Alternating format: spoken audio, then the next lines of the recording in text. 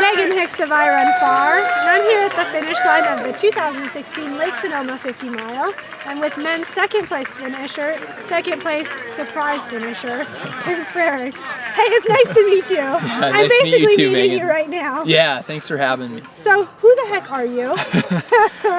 I grew up kind of running on the trails, but didn't have any trail running or racing experience before now, really. A little bit on a local road race, but ran cross country in college, ran track in college, and that's kind of my main background, 5K, 10K. Was always successful on higher mileage, so I'm used to the longer stuff and would train on the trails, but hadn't taken a crack at the race yet. So a couple people this past week gave us the heads up to have a look out for you at the race. That you're bringing some leg speed, and so we did a little bit of Googling, and yes, you do bring a little bit of leg speed from collegiate running. Yeah.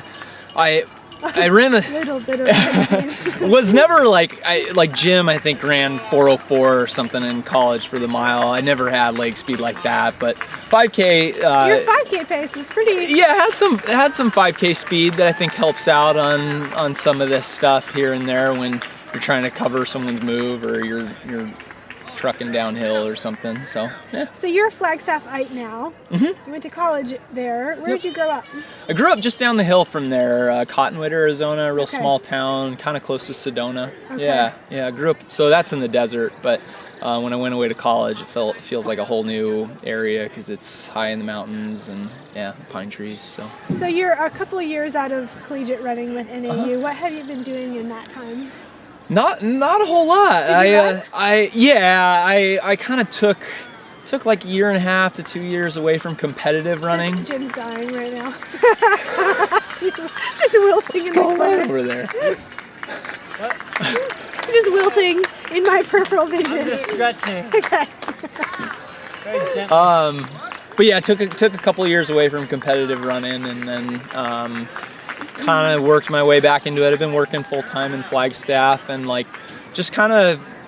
I have really enjoyed the training for this type of stuff. It's something to look forward to on the weekends, getting a big run in on the peaks or in the Grand Canyon or something like that. So I've been enjoying the process. So I've been learning by listening to sort of your little mini community talking. You and Jim are training partners. Yeah, we've been training quite a bit together. Yeah, so that's...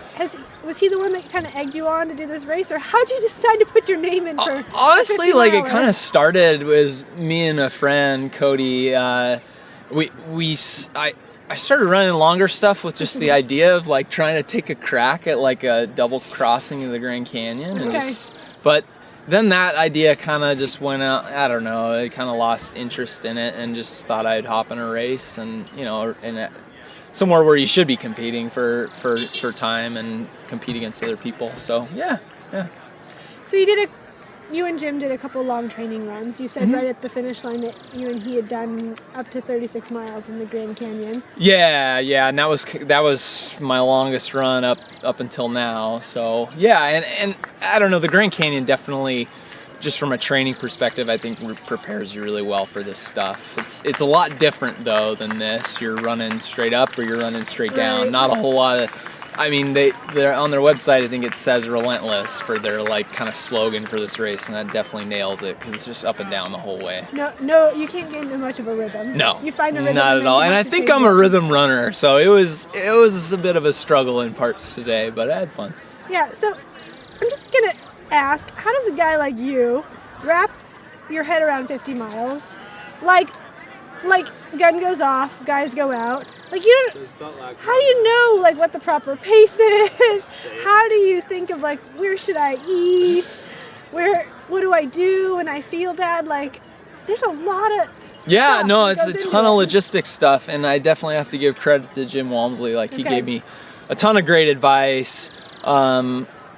Really helped out with like housing and stuff on this trip. Like he told me last year he was like camping out and freezing on race morning, like huddling in front of the fire. And so like I got super lucky with him kind of mentoring me and showing me the ropes. And we had Cody Reed out here crewing for us, which was awesome. He was crewing for the both of you? Yeah. Him and Jeremy Drinkon won a Jim's college teammates were out here handing us their bottles and yeah, all the good stuff. So yeah, I mean, and really, I just started to watch and then didn't look at it. Yeah. I'd look at it every once in a while, but just trying to really just focus on the present, getting through the next hill or the next decline down the hill, whatever. And so how did you gauge yourself? Were you gauging yourself based upon splits you were getting to Jim in front of you, or were you gauging yourself upon the terrain? Like, definitely not on Jim.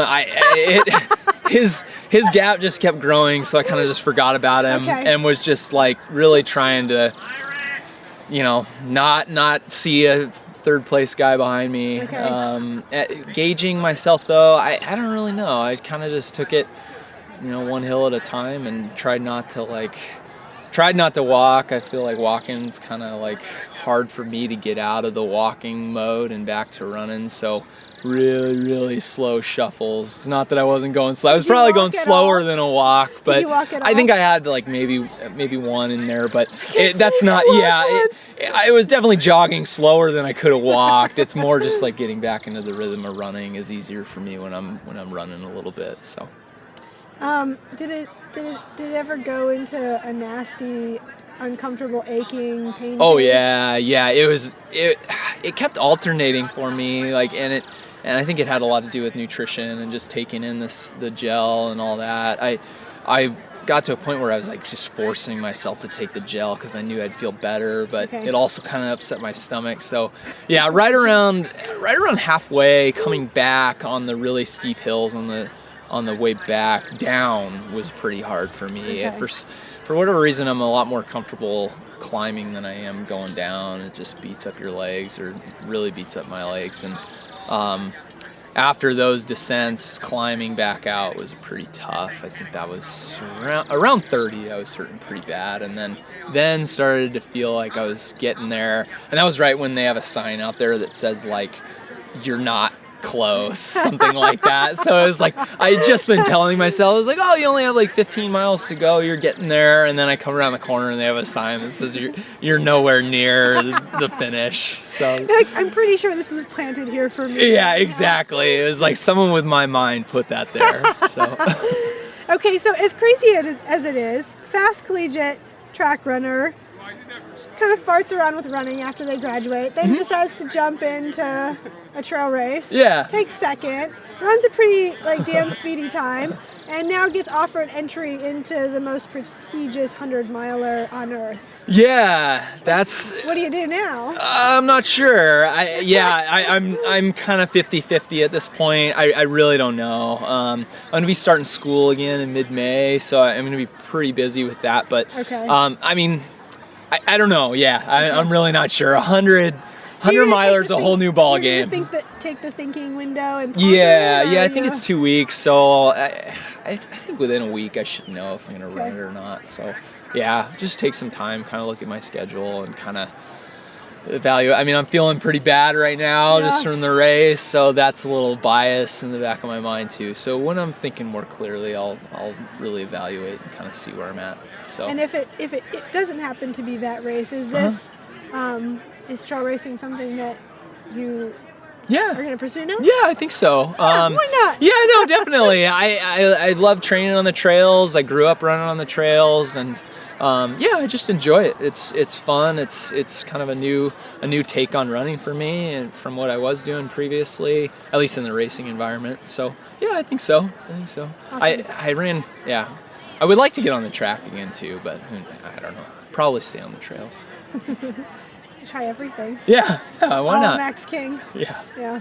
Okay, congratulations to you. Thanks, nice Megan. to meet you. It's nice meeting you too. Look forward to seeing you down the trail somewhere. Sounds good. Thanks. Okay, congrats.